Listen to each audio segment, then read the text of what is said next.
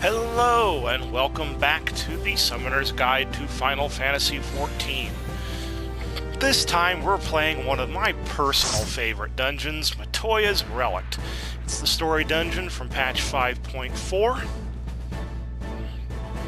It involves all 4 classical elements and an enormous flying pig.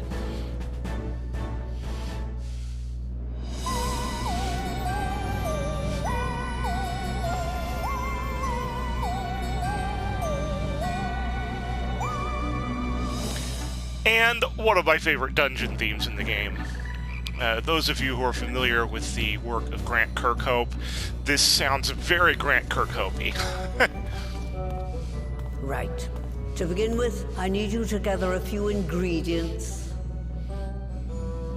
Listen well to what the Pirogos say, or you'll wish you had.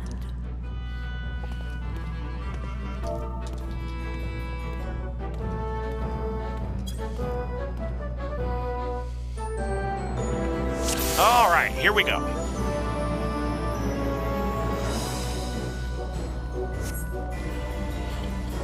So this first section is very Earth aspected. We're trying to get some clay.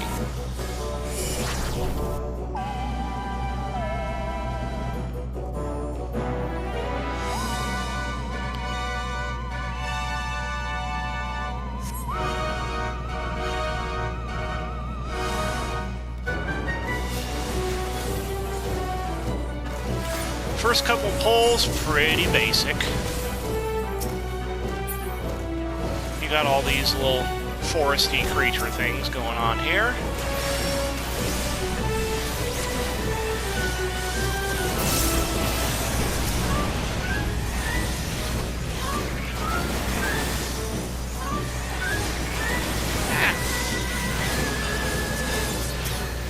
They go down pretty quick, as you can see. This is currently in the Expert Roulette, so you're going to see this show up quite a bit if you're gearing up at this particular moment in history.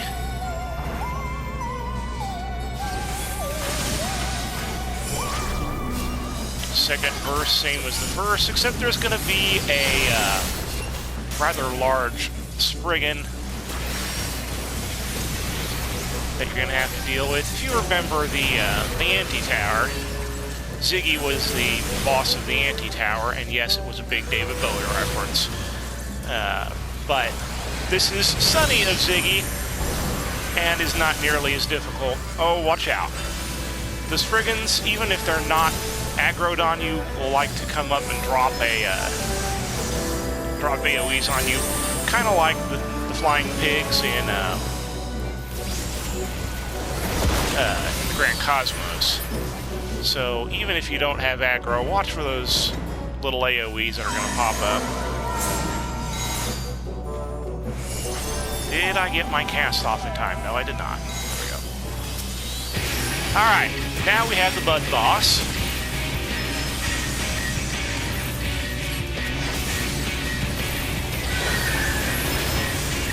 The key thing to watch out for in this boss fight is one particular mechanic, well, a couple mechanics, but one mechanic in particular. There's going to be these vortices on the outside of the arena and mud balls that get sucked into the vortices. Now, when you get tethered, you need to position yourself so that the... just kind of, yeah, that's basically what happens. The tether basically tells you what... which one of the mud balls is going to fly toward you, and it'll fly in a straight line, and it will fly past you. So the key is you want it to go into one of the vortices. Now, the next time this happens, 2 of these vortices are going to be occupied by other mudmen. You don't want to direct your mud ball into either of those. So make sure that you're keeping an eye on that when you're positioning your second tether.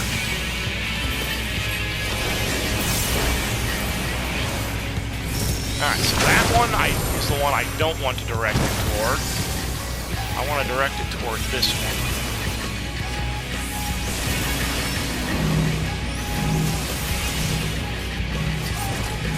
other thing you want to do is not line them up so that you get hit by more than one, like I did right there. This is the other mechanic you need to worry about. It's a 270-degree cone, so if you manage to get onto the side that is not, that it doesn't spawn on, you're golden. Otherwise, as a caster, you can get out of range and still be in range for your own attacks. So don't worry about that too much. If you're more of a melee fighter, you're just going to want to get in on the inside and make sure you're on the wedge that the attack is not spawning on. Every time you beat a boss here, you're going to go straight back to the beginning of the dungeon and head into another section. The second section is based on water.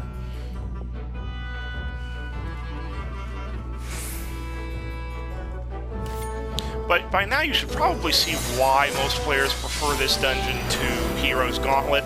The ads go down a lot quicker. So this is a great dungeon to farm tomes on, because it's nice and quick.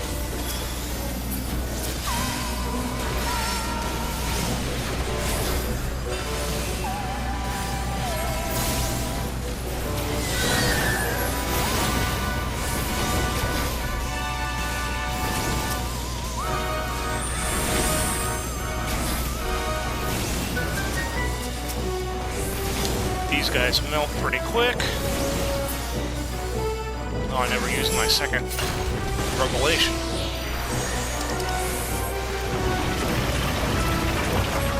No caster gear.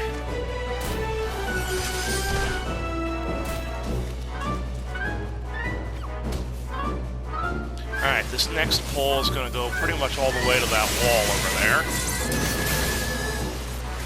And there are a lot of real weaklings in this particular bunch. These go down very fast.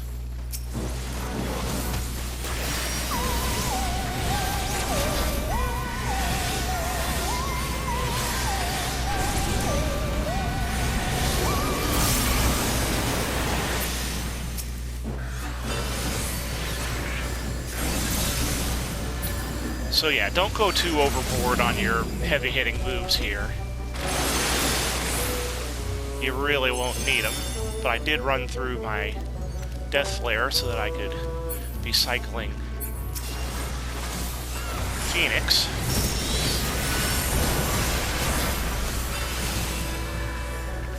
These guys have a little more HP, so go ahead and nuke them to oblivion.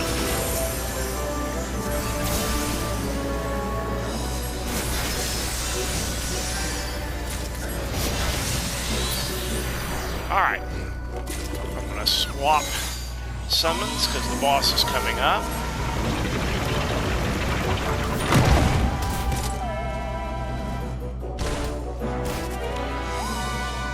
This next boss is really no more tricky than the first one. A couple things you got to watch out for, but not terribly difficult. Alright, put up my dots. Nuke them till I glow. I like to stay kind of back in this corner to start the fight, simply because of this mechanic. Those 4 tethers are going to attack the boss. You just don't want to be standing in the tether, or you'll get hit by the attack as well. Then he's going to tether to one side of the arena and spawn 3 of the 4 portals. You want to be in the line that doesn't have an active portal to avoid that. Shortly after that, he's going to go up to the upper area. You're going to come to this front edge and watch for a water spout. And you'll stand on the water spout and get ejected to the upper level. You just need to kill all 5 of these ads before they cast their Sing It in the Rain attack. This is not difficult.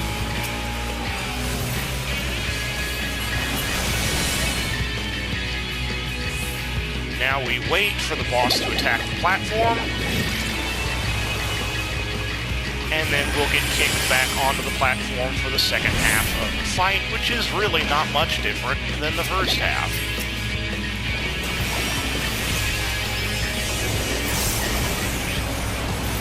this time, as a caster, I like to stay way down on the end of the arena when resolving this portal, because that happens.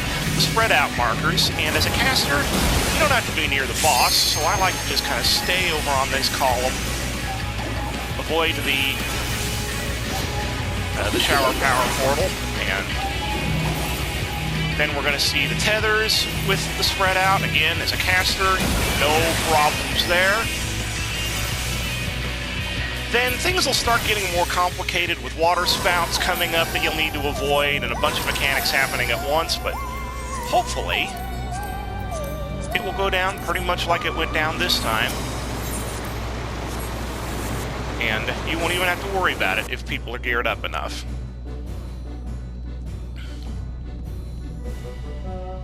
The third section is the fire section, and there is no boss in the fire section, but you do need to complete it.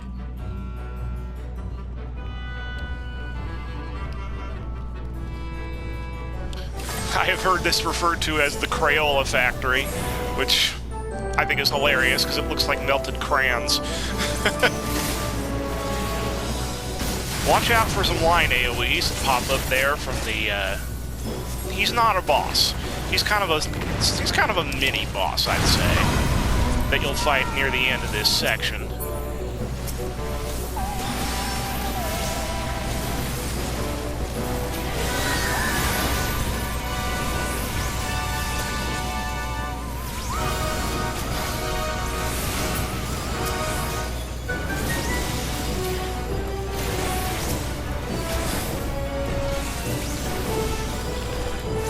Again, these guys melt pretty quick. Just watch out for AoEs because there's a bunch of them.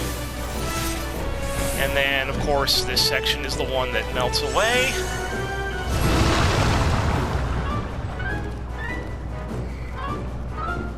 And like the last one, you're going to see a couple of those AoEs come through. If you're approaching quick enough, you can avoid them. I don't like to walk into them unless they spawn right when I'm coming up on them, because I don't like getting hit by them. But if you get hit by them, no, it's not really a big deal.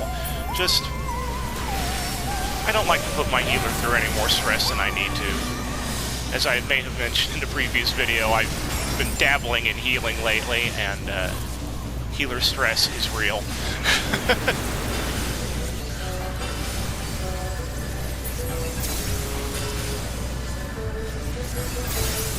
Alright. At this point, it's safe to switch back to Ifrit, because you only have one more enemy in this section.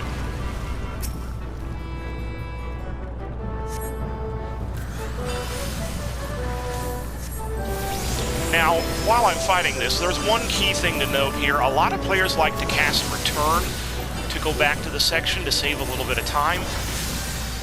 Be warned, if all players cast Return at this point, you're not going to trigger the event that you need to trigger to get into the end boss. So, at least one player needs to actually see the event through. So I don't usually like to return myself. I just happen to know exactly where I need to be standing to hit the legitimate portal. Oh, did we have a tank go down? Oh, he returned. I didn't even notice that. Alright, so you gotta wait. Once this starts spinning, and the portal appears, you've triggered the event.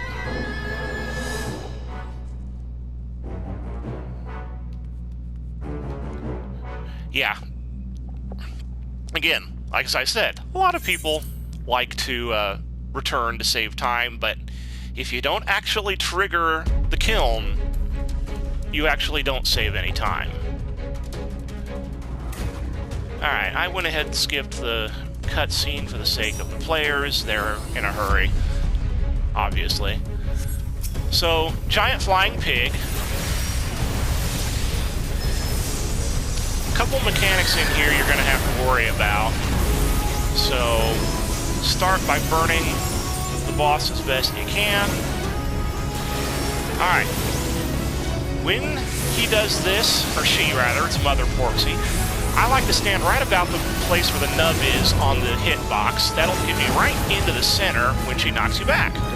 And yeah, the other way to do that, obviously, is to use Surecast or any other knockback mitigation that you have, and then just stand in the circle. Alright, after she does the shockwave, which of course you get away from, she's going to try to breathe in. You're going to be sucked toward her, and you don't want to get to the other end of the arena, basically. You want to avoid the AoEs as best you can and keep running in that direction. Anytime you get hit, you're going to get knocked back. Alright, once you are able to freely move again, move in and begin assaulting the boss, keeping in mind that there's going to be another mechanic being triggered very soon, especially if you're putting a lot of damage on the boss. So try to get as much damage in as you can. Now she's going to jump, and an ad is going to appear that you're going to want to kill quickly. And then, once you kill the ad, get into the middle of the arena. The ad's going to shoot you up in the air, and you're going to see where the Porksy is. You are then going to position yourself much in the same way you did for the first time. The goal is to land in the center section. Again, your other option is to get into the middle and use knockback mitigation. From here, you've seen everything of import. You're going to see basically all the attacks you've previously seen in this fight. With the exception of the really nasty ones, you're not going to see the sucked in move anymore.